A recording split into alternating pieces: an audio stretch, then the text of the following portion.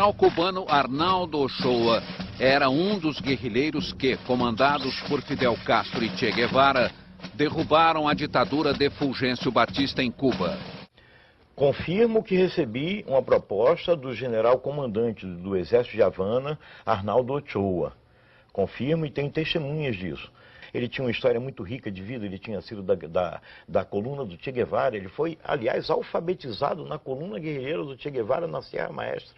Um dia, exatamente, de noite, já bem tarde, já devia ser já um começo de madrugada, no quartel-general do Exército de Havana, ele me expõe, no mapa, ele me expõe um plano. Ele diz o seguinte: olha só, Clemente, se a gente pega aqui um barco, a gente sai de Cuba, a gente faz isso aqui, a gente consegue chegar na embocadura do Rio Amazonas sem ser detectado por ninguém, porque eu conheço os caminhos, eu já estive na Venezuela, você sabe disso, eu tenho como fazer isso. Esse barco, ele pode vir cheio com 100 combatentes cubanos, 100, uma centena de combatentes cubanos, armados até os dentes, sob o seu comando e o meu comando. Argel, Cuba, treinamento militar, 1 ano e meio. Não sei quanto tempo, mas fiquei o treinamento todo e fiquei esperando lá o passaporte falso da organização para poder sair de Cuba.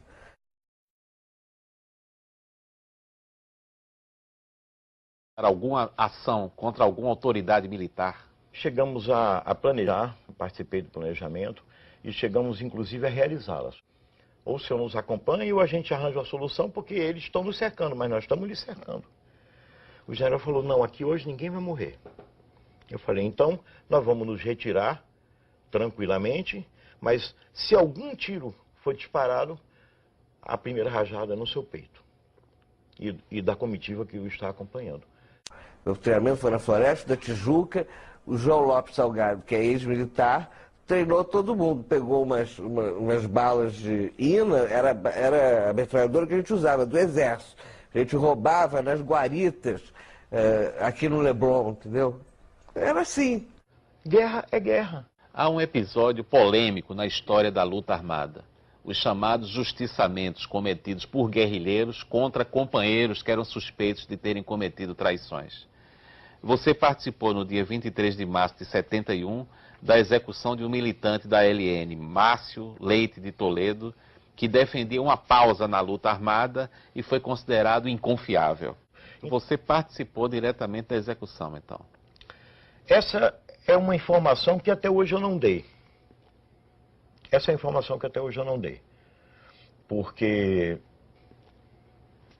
é o que você está perguntando, né? E na verdade verdadeira, eu acho que eu também não dei, porque também até hoje ninguém teve essa atitude de chegar e me perguntar diretamente. Participei sim da ação. A tiros, na rua, numa rua, no jardim, daqueles jardins lá de São Paulo, como você disse, no dia 23 de março de 1971. Foi um comando de 4 companheiros que participou, não fui eu sozinho. Os outros 6 estão mortos. Quando eu saí, eu não resisti. Eu disse para Miriam, se acontecer alguma coisa com algum de nós, eu volto aqui e te mato. Você nos denunciou. Aí ela ficou assim: não, Vera não, Ângela, né? Ângela, de jeito nenhum, não denunciei. Eu disse: ah, é? Empresário dinamarquês radicado no Brasil, Henning Albert Boysen, foi executado na rua Barão de Capanema, nos Jardins, em São Paulo, na manhã do dia 15 de abril de 1971. Era presidente do grupo Ultragaz. Não era um inocente, um empresário, ele não foi justiçado simplesmente porque ele era um empresário. Ele foi justiçado porque ele era um quadro do sistema, ele era um quadro direto da repressão. E como tal, ele estava sujeito às sanções da guerra. Você matou o empresário Boysen? Eu participei da ação, eu dirigi a ação e fui o autor do tiro de misericórdia. E pegou o dinheiro todo, o cara morava na Nacional Copacabana, a gente pegou dólar, ele tinha dólar que não era normal, escondido, joias e quadros, peças de arte, quadros de arte, a gente levou tudo. De 69, antes do sequestro do embaixador americano, a gente muda a linha. E quem escreve essa linha sou eu, e o Franklin Martins. Se os caras não aceitassem a troca, nós executaríamos ou não o embaixador? Essa pergunta foi feita para mim no Senimar, no intervalo de duas sessões de porrada. Famosa pergunta babaca. Eu não tenho dúvida nenhuma. A decisão era de executar. Você pode chegar e dizer, podia na hora o cara tremer? Bom, mas a decisão era de executar. Isso eu não tenho a menor dúvida. Quem vai financiar a nossa atuação é o capital financeiro. Nós vamos ao banco e não tiramos o dinheiro do correntista, estamos tirando o dinheiro do banco, do dono do banco, né? Ou seja, do capital financeiro. E sempre foi assim. Nós assaltávamos bancos, expropriávamos o dinheiro dos bancos, expropriávamos o dinheiro dos carros pagadores. Além de ser companheiro da Dilma por esse tempo todo, nós identificávamos muito sempre, importante, gratificante, nós temos vivido muitos anos juntos, para praticarmos ações de expropriação, que nós chamávamos dos bancos. Nós íamos buscar dinheiro nos bancos, nós queríamos ter dinheiro para comprar armas. Fizemos ações em quartéis também, alguns quartéis, para pegar armas. Fazíamos ações também de caráter, vamos dizer assim, mais social. Como pegava um caminhão de carne, por exemplo, lá na Baixada Fluminense, e distribuímos aquela carne em favelas, uma coisa meio romântica. A gente fazia bastante essas ações, né? Mas era uma coisa assim meio idealista, mas fazia.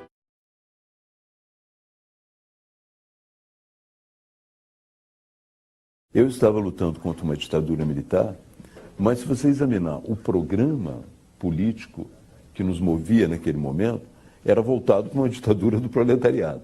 Então você não pode voltar atrás, corrigir o seu passado e dizer, olha, naquele momento eu estava lutando pela democracia. Havia muita gente lutando pela democracia no Brasil, mas não especificamente os grupos armados que tinham como programa esse processo de chegada a uma ditadura do proletariado. É a primeira grande visão do passado. Aí já um movimento não mais estudantil, um movimento social de tomada do poder, é isso que nós queríamos, e transformação daquilo em socialismo. E que nós não éramos exatamente contra a ditadura, nós éramos contra a ditadura militar burguesa, mas nós éramos a favor da ditadura do proletariado. Isso ninguém diz, mas tem que dizer, faz parte da nossa história. A luta armada, naquele período, não estava visando a democracia, pelo menos no seu programa. Aliás, a relação que se tem com o que se lutava, com o que se lutava no passado, a relação que se tem com o chamado socialismo. A minha posição é bastante nítida, né? No sentido de dizer que houve uma luta pela democracia no Brasil. Nós, de uma certa maneira, participamos dessa luta, mas com um objetivo diferente. E, finalmente, nenhuma condescendência com as ditaduras de esquerda.